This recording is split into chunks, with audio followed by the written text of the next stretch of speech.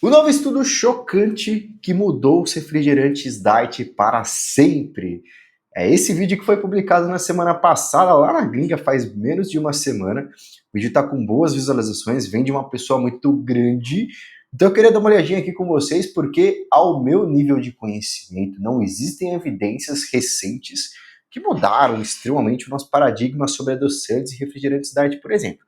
Mas como a gente está sempre aberto a aprendizado e também a fazer críticas caso a informação seja incorreta, vamos dar uma olhadinha no vídeo do cidadão e observar o que ele tem para falar com a gente. Mas antes, não se esquece, like no vídeo, se inscreve no canal e ativa o sininho para não perder mais nenhuma notificação, para você me ajudar a pagar o YouTube Premium e não ficar igual a você vai ficar nesse vídeo aqui, que é assistindo propaganda comigo a hora que tiver propaganda no vídeo. Bora! Se o diet te ajuda a comer menos, estou dentro. Faça o que quiser. Não vou criticar refrigerante diet, mas também precisamos analisar dados e analisar as coisas, não sei, com uma visão realmente objetiva. Então, indo direto ao assunto, este estudo foi publicado no Journal of Food Science and Technology, e ele avaliou o Novo estudo recente é meio forte, né? Novo estudo chocante, na verdade.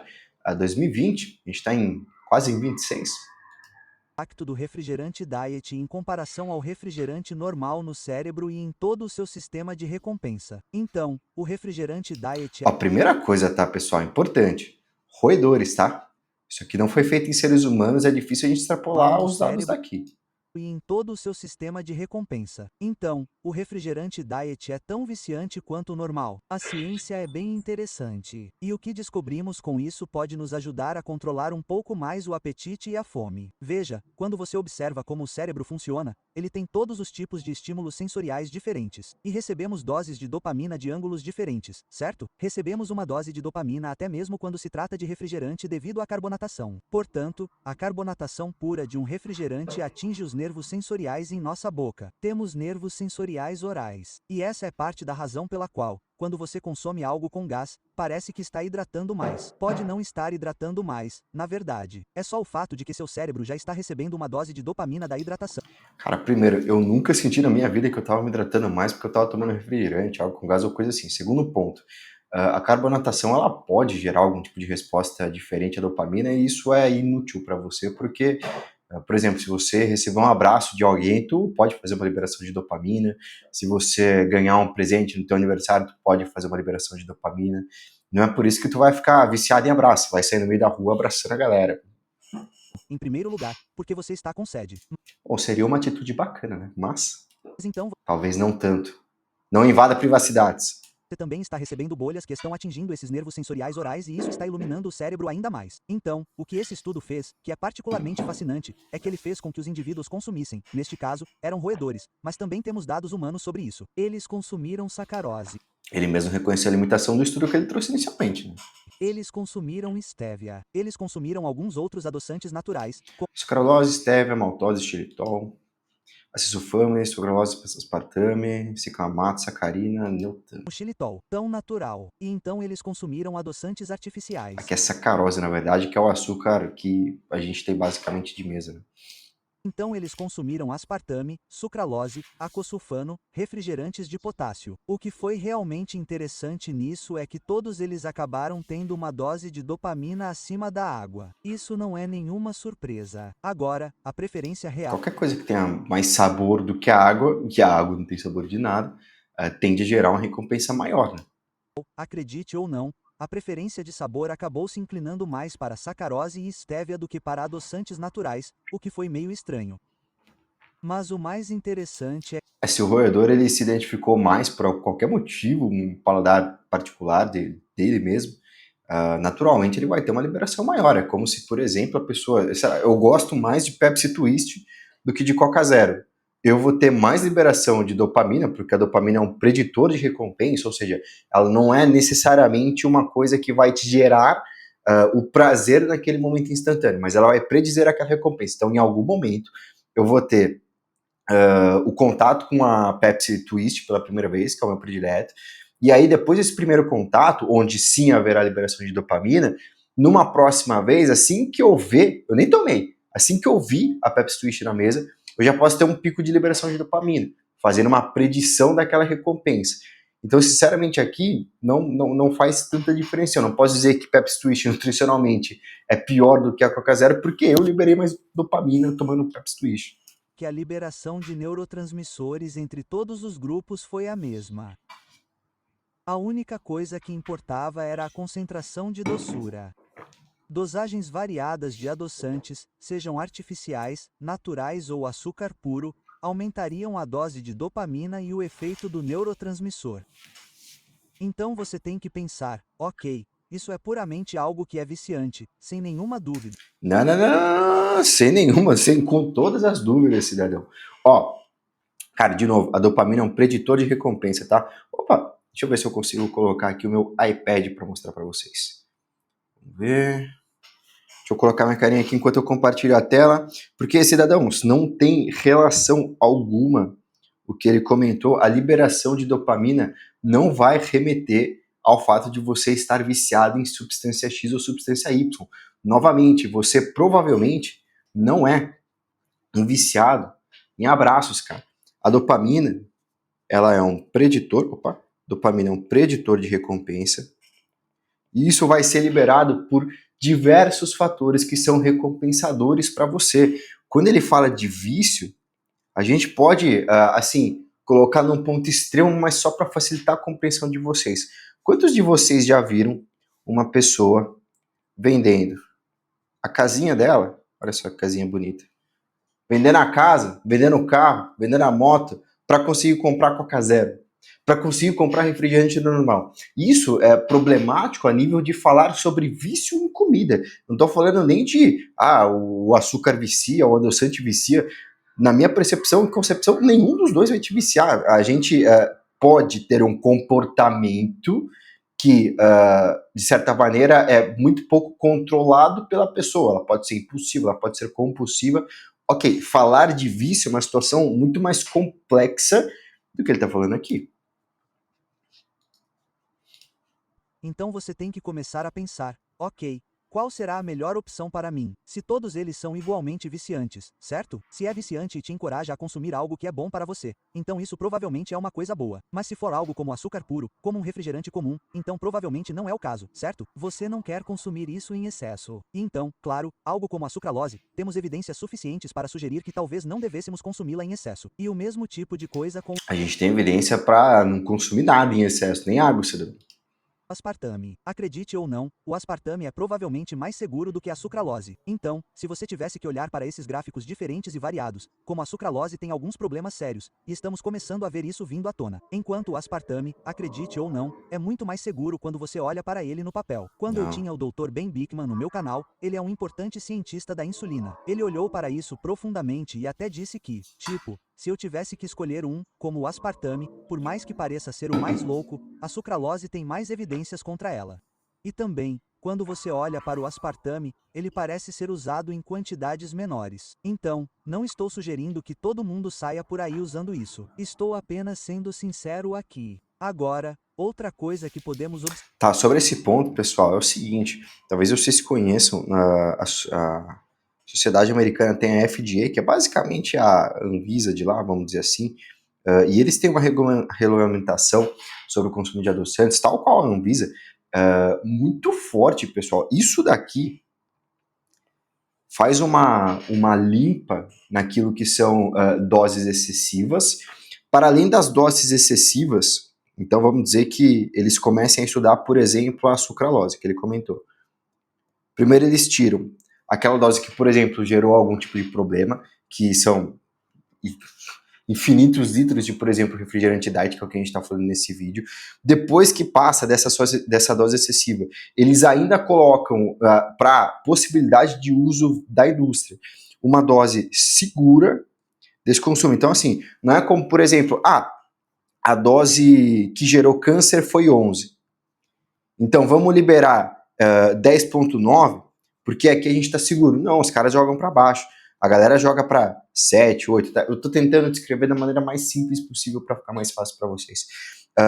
Mas assim, gente, a FDA, absolutamente tudo que vocês encontram hoje no mercado de produtos diet, produtos à adição de açúcar, refrigerantes diet, com os adoçantes ali presentes, eles foram muito profundamente estudados por inúmeras pessoas, não é uma pessoa da FDA que resolveu fazer isso. Juntam-se inúmeras cabeças brilhantes e pensantes para que a gente consiga ter um consumo seguro desses adoçantes. Então, não concordo. E que pode ajudar a evitar a necessidade de tomar outro refrigerante é adicionar um pouco de sal. Eu bebo refrigerantes com gás. São eletrólitos com gás. 1000 mg de sódio. Eu bebo de tomar outra coisa Ele falou para pôr sal no refrigerante? Acho que não, que né? podemos observar e que pode ajudar a evitar a necessidade de tomar outro refrigerante é adicionar um pouco de sal. Eu bebo refrigerantes Cupomzinho aqui. com gás. São eletrólitos com gás. São como latas. É como se eu pudesse tomar meu refrigerante, certo? Ele é adoçado com estévia. Dessa forma, consigo consumi-lo. Parece Stevia que estava no estudo, inclusive, presente ali, viu? E digo mais, o Stevia, por ser um adoçante um pouco mais recente, tem menos literatura do que a sucralose, do que o aspartame. Mas é mais natural. Isso não significa absolutamente nada, pessoal. O fato de ser mais natural não significa que seja um produto bom para a sua saúde, tá? Espero que não venha um cupomzinho aqui, senão eu vou achar que esse vídeo é meio enviesado. um refrigerante, mas também estou me hidratando de verdade, o que realmente importa. E você não precisa de muito eletrólito na sua rotina, salvo se você é um atleta que faz competições ou treinos de endurance, por exemplo, tem uma desidratação muito grande. Mas para você que treina a força uma horinha ali, E o sal diminui meu apetite. Há uma ciência interessante sobre o sal diminuir o apetite. Então, descobri que não quero simplesmente pegar um monte de outras coisas doces ou me deliciar com muita comida depois de tomar um desses. cara, que fisiologia é essa aqui? Eu com certeza não sofro Dunning-Kruger. Eu sempre acho que alguém pode ter algum tipo de evidência que talvez eu simplesmente não tenha tido contato e que por conta disso essa informação, por exemplo, pode ser verdadeira. Mas eu nunca vi. Eu tenho 3 pós-graduações, foram 54 meses no total de cursos, mais inúmeras horas de cursos fora. Eu nunca vi ninguém recomendando sal para perder a fome. Então, coloquei um link abaixo. Você também ganha um pacote Ai, cidadãos, quase que eu estouro esse microfone agora. Ainda bem que eu não gritei. criado grátis em qualquer compra. Em que está, Vou quando até olhamos pular. como algo como sucralose, aspartame ou açúcar impacta nosso apetite subsequente, como por comida normal, essa é uma situação completamente diferente. Então é aqui que o açúcar pode entrar em jogo um pouco mais, certo? Então, se você é puramente viciado em comida com base no sistema dopaminérgico e neurológico, isso é problemático. Vício em comida é problemático. Falar sobre vício em comida é extremamente problemático. Mas então você chega a um ponto em que pode ser metabolicamente viciado. E é aí que temos que olhar para essas propriedades de forma diferente. O vício metabólico para mim é algo mais como se você tivesse um pico de açúcar no sangue e uma queda e estivesse tentando manter uma homeostase metabólica de forma um tanto artificial. Cara, eu nunca vi esses termos aqui que ele tá falando. Vou até voltar para prestar mais atenção. De forma diferente. O vício metabólico para mim é algo mais como se você tivesse um pico de açúcar no sangue e uma queda e estivesse tentando manter uma homeostase metabólica de forma um tanto artificial, certo? Como sua dieta está tão desequilibrada, você tem que puxar constantemente essas alavancas diferentes para tentar manter seu açúcar no sangue estabilizado. O açúcar no sangue é um fator importante quando se trata de nossos hormônios da fome. Grandes flutuações no açúcar no sangue causadas por refrigerantes comuns, com certeza farão alguma coisa e farão você querer comer mais alimentos comuns só para tentar controlar. E a gente tá falando de gestão calórica aqui, né, pessoal? Dos refrigerantes comuns. Você fica entregue à mercê do que quer que seu corpo seja, do que quer que esteja à sua frente. Então, se você toma um refrigerante e tem uma crise de abstinência e tem uma pizza ao seu lado, você quase vai sentir como se os ladrões de corpos estivessem invadindo, uma necessidade de comer aquela pizza. Você vai sentir fome, mas também vai ter essa necessidade imorredora de aumentar o açúcar no sangue. É aqui que vai ser um pouco diferente com um refrigerante diet. Refrigerante diet, você não terá o mesmo efeito. Você pode ter o que é chamado de resposta. Eu não sei se eu concordo tanto com essa tese aqui, tá? Ele comenta aí assim, metabolicamente, tudo o que ele disse acontece de fato, mas os refrigerantes diet, eles tendem a prejudicar o teu controle de saciedade muito mais pelo fato de ele ser uma caloria líquida. Caloria líquida é aquela que não permite com que você tenha o processo de mastigação, e esse processo de mastigação é justamente o que vai trazer para grande parte das pessoas, entre outros fatores, um aumento dessa saciedade. Tu nunca ouviu um nutricionista falando, tem que mastigar comida, come devagar, come prestando atenção no alimento. Cara, desculpa, é verdade. Tu pode achar papinho de nutricionista bem-estar da Globo 10 horas da manhã, mas quando tu come sem atenção, sem mindfulness, sem estar presente naquele momento, você, sim, de fato, pode acabar passando por isso, justamente por você não perceber um dos fatores, que é a mastigação, e a caloria líquida, como por exemplo do refrigerante, para além de não trazer nenhum nutriente, como por exemplo um leite, um suco poderia trazer para você, a gente está falando de uma caloria, entre muitas aspas, vazia, né? Tem carboidratos aqui presentes, mas muito pouco vitamina, mineral, etc. E a gente não tende a ter tanta saciedade assim por conta disso, tá? Cara, da onde saiu isso daqui, bicho? Até esqueci de trocar a tela. Vez que comer um pouco tente fazer você querer comer mais na próxima refeição, certo? Então é mais uma vez que comer um pouco de sal ou algo assim pode ser extremamente benéfico. Ah, tô com fome. Deixa eu pegar um sachê de sal ali na minha cozinha. Agora, nem sempre faz sentido, mas tomar um refrigerante diet, se você for tomá-lo, e tomar um shake de proteína junto, então você meio que ameniza um pouco mais esse efeito neurológico, porque esse Cara, o whey é doce, refrigerante diet é doce. Tu tá aumentando a porção de adoçantes, porque o whey provavelmente vai ser adoçado com sucralose, stevia. especialmente se for apenas doce puro e sem oposição, o cérebro vai ver isso e pensar: uau, uau, uau. A. Preciso de mais. B. Estou sem alguma coisa. Estou desprovido de alguma coisa. Se você ingere essa proteína, tem um efeito de saciedade que pode diminuir o apetite mais tarde. Então, por exemplo, se você tomasse um refrigerante diet às 11 horas, A pessoa misturar whey na Coca Zero. provavelmente comeria mais no almoço do meio-dia do que se não tivesse tomado refrigerante diet. Isso é muito controverso, tá, galera? Mas eu vou deixar ele terminar de falar. Então, mesmo que não tenha calorias, o impacto que tem no sistema neurológico, na nossa neuroquímica, é muito, muito profundo. E notamos uma diferença significativa nisso, não apenas na literatura de modelos de roedores, mas também em modelos humanos. Então, novamente, o que isso faz ao microbioma intestinal, eu não sei. Ainda há muitas evidências que precisam ser apresentadas a partir disso. O que quer que faça metabolicamente, o que quer que faça de uma perspectiva tecidual, de uma perspectiva potencial, você sabe, cancerígena, tudo ainda está em debate, francamente. Mas a parte neurológica, a parte neuroquímica, estamos bem firmes nisso. Então, Não estamos. Pelo menos não da forma que ele descreveu aqui no vídeo, de uma forma concisa. Concordo muito e fico feliz com esse pragmatismo dele no final, porque de fato existem algumas evidências que precisam vir à tona. A relação consumo calórico e adoçantes, ela é bastante controversa porque os estudos eles não se replicam. Então, uma das coisas que faz com que a ciência ela seja, de certa maneira, muito concisa em alguns fatores, como, por exemplo, consumo de frutas, legumes e verduras. Cara, a não ser que você encontre um psicopata, você não vai ver nenhum profissional sério falando para você que faz mal para tua saúde comer fruta, legume e verdura, não ser os carnívoros que estão atualmente aí na roda, né? Mas, por que isso aconteceu? Porque em algum momento alguém pesquisou o benefício de FLVs, frutas, legumes e verduras, no metabolismo humano. E ela percebeu que havia um benefício. E depois, um outro cientista fez mais uma coisa. E o mesmo resultado aconteceu. E depois, novamente. E isso, ao decorrer de ano, faz com que a ciência perceba que, de fato, aquilo é muito robusto no sentido literal da palavra. Existem evidências que basicamente conversam entre si.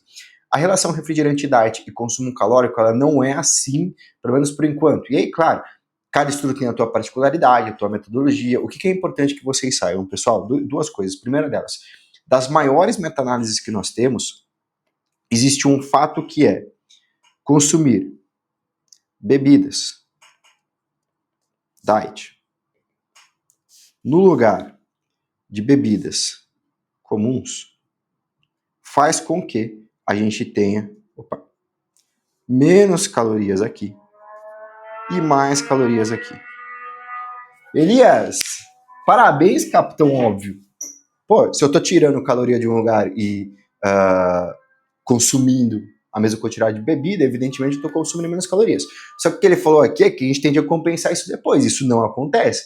Quando a gente observa pessoas que trocam refrigerante comum por refrigerante diet, as pessoas que tomam refrigerante diet reduzem suas calorias totais no dia, ainda que de forma pequena, mas a gente consegue entender, então, que essas pessoas que tomaram refrigerante diet, elas não comeram o dobro no almoço, porque senão elas teriam mais consumo calórico do que as pessoas que tomam refrigerante comuns e acabam não tendo esse problema, ok? Ok. Tem um outro ponto importante para vocês aqui. Existem algumas evidências também de que o consumo de não necessariamente bebidas diet, mas produtos com adoçante e com açúcar. Afinal de contas, o adoçante surgiu para justamente substituir o açúcar e conseguir reduzir o consumo calórico de uma população. O consumo de adoçante e açúcar de forma recorrente pode fazer com que o teu paladar se acostume com esse doce. E aí o que acontece? Você provavelmente conhece alguma pessoa que passa por isso. A pessoa que fica consumindo açúcar todo dia, ou tem muito contato com alimentos diet, produtos zero adição de açúcar, refrigerantes diet, por exemplo, pode acabar tendo uma dificuldade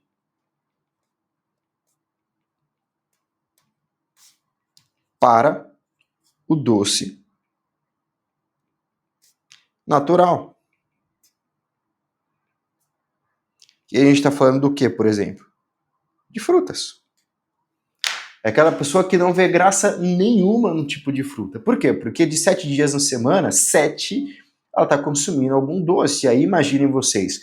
Não sei se vocês já passaram por essa experiência, eu passei ontem, inclusive, eu estava no churrasco, estou gravando esse vídeo no domingo, tá? Eu estava ontem no churrasco, eu comi um bolo de prestígio, tava maravilhoso, inclusive, e depois tinha abacaxi, que foi feito na churrasqueira. E, cara, o abacaxi tava azedo. Mas, assim, muito provavelmente, o abacaxi não tava azedo. Era uma percepção que eu criei porque eu tava com um doce muito doce na minha boca antes.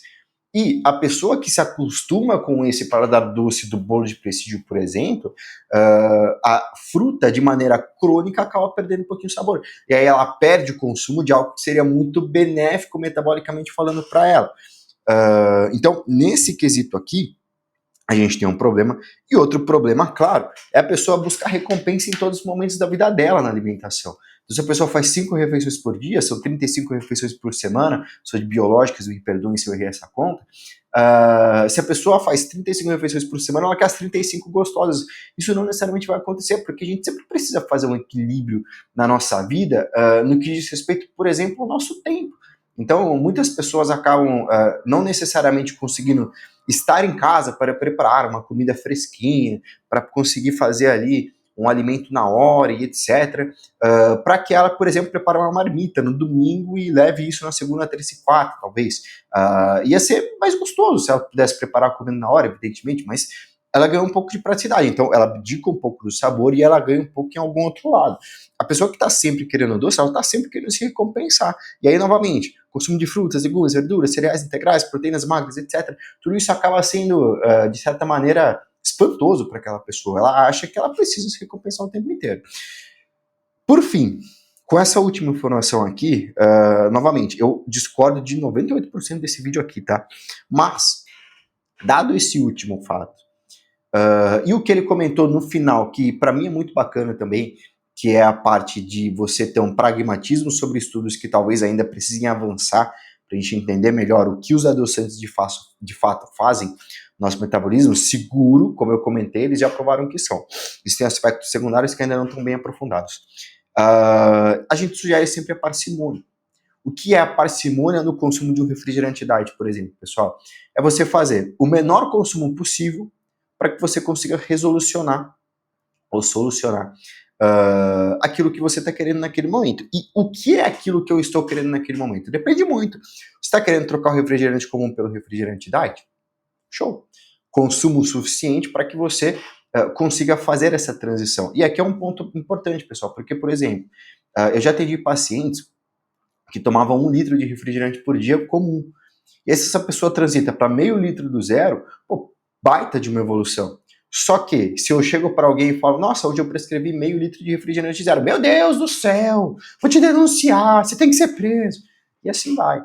Então, esse é o primeiro ponto importante, a gente precisa entender o seu ponto de partida, seu set point. E essa parcimônia ela pode servir, por exemplo, para outras coisas. Então imagina, se a bebida zero adição de açúcar, o refrigerante diet, ele permite com que você saia de 50 gramas de vegetais ou zero vegetais. Nossa, eu não consigo comer vegetais, só que quando eu tomo uma coquinha zero ali no meu almoço, eu consigo colocar ali 200 gramas de vegetais no meu prato, porque o meu almoço ele fica mais recompensador para mim, eu sinto mais prazer fazendo aquela refeição. Nesse sentido, tu está consumindo uma bebida segura para que você consiga então aumentar a sua porção de vegetais. Isso para mim faz todo sentido do mundo. Elias, eu não preciso de refrigerante diet para conseguir aqui o meu consumo de vegetais. Melhor ainda, porque a bebida diet, pessoal, ela tem uma premissa muito simples, eu acho que vocês já sabem disso. Ela não é saudável, tá? Ela pode agregar saúde, o que é diferente. Se ela te faz comer vegetais, show, ela te agregou saúde. Ela não é saudável. A gente não pode considerar uma bebida que não tem nenhum tipo de vitamina, nenhum tipo de mineral, não é correlacionada com aspectos de melhora metabólica, como, por exemplo, frutas, legumes e verduras. Não existe nada de positivo no refrigerante diet, mas o que ele pode fazer com o teu contexto pode acabar sendo positivo, aqui sim, pensando num, novamente, contexto geral da sua alimentação. Beleza? Pessoal, era isso que eu tinha para falar para vocês hoje. Não se esqueçam, se você gostou desse vídeo, deixa o like, se inscreve no nosso canal e ativa o sininho para não perder mais nenhuma notificação. Fui!